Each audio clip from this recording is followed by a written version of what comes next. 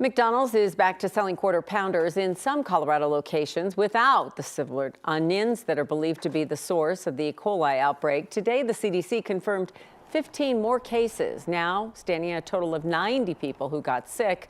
We know 3 of those new cases are here in Colorado. 1 person in Mesa County died. This week, we also heard from the family of a 15-year-old that's hospitalized with serious complications. Many that were sickened are now filing lawsuits. So for everything legal, we turn to our 9 News legal analyst, Whitney Traylor. Yeah. So these lawsuits usually get settled, right? Yeah, the majority of civil lawsuits actually get settled. So the vast majority really. And the major reason is because when you go to a judge or jury, you don't know what the outcome is going to be, no matter how strong your case is. Right. Getting to trial is fundamentally expensive.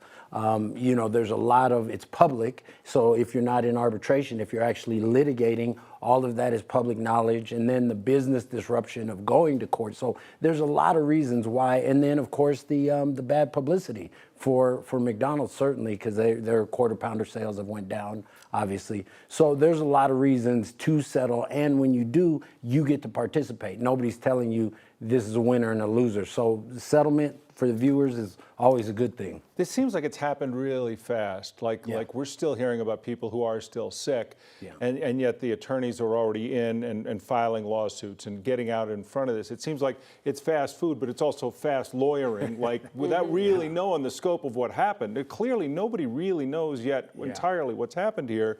But the lawsuits have already started. Yeah, well, I think that's a great point, and there's a question: did the lawyers go out and really pursue folks, or did folks, pursue the lawyers? But there is reasons to get out ahead of it. One is certainly for the class action aspect. They're seeking to certify it as a class, so whoever gets out there first is going to have the most access or the most advertising, if you will, for other potential clients. But yeah, this is early on. But I think there is, I don't know if it was the FDA, but I do believe that they've identified that it was the onions, it was E. coli. But as we know, I guess, Kim, you were just saying that there's another facility, or one of you said that there was another facility with other onions that are now contaminated. So that's part of the issue with going so early on, is that there's other facts that will come out as the case goes on.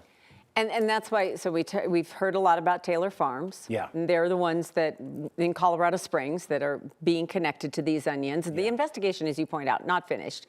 But so when you sue, you're going for liability for them, but also you're going for the big bucks with Mickey D's. You want the big bucks, but there's something, and you actually use the phrase, the technical term is joint and several liability. And so when there's a number of defendants, which there are here, it could even be the folks who shipped the goods. Were they somehow responsible? Right. So here, what will happen is a lot of times you can just get a judgment against one company. So McDonald's is definitely the deep pocket, but you can recover that from any one of the defendants if it's joint and several. Are there layers of liability? Does that have to be determined? Yeah. Like say, as you say, for some reason it's the trucker who moved the onions from here to there is the most responsible, deemed by the court.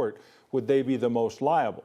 No, not necessarily. So they would say they could if it was comparative liability, like did the plaintiff do something wrong? Did they not? And so then that could come into play. But no, at this point, what will happen is, and this would be very relevant in settlement, because if McDonald's is saying, look, this was 100% you guys, we had nothing to do with it, they're not going to want to put a bunch of money on the table. But like I said, the plaintiff, if they get a judgment, they'll be able to go after anybody, and payment will probably not be an issue for major corporations. Since we're talking about the legality of it all, all we're talking about is civil. Criminal? I mean, is there a potential? Yeah. It doesn't seem like that's something they comfortably go after. Someone would have to do something with intent, or have not done something with intent. Right. Not taken care of. Yeah, essentially they'd have to act with intent or with such negligence, such gross negligence, that it elevated to a criminal level. And something like this, unless somebody had some, diabolical plan somewhere and they were trying to hurt people. You see that with financial crimes all the time. Right. And so yes, corporations can be liable criminally, and then executives of those corporations can be. I don't think this is a case where that's probably on the table. We'd have to learn a lot more to see if there's something there as far as that's concerned. Yep. Thanks for bringing us up to speed. As always, Whitney Traylor, our legal analyst. My pleasure.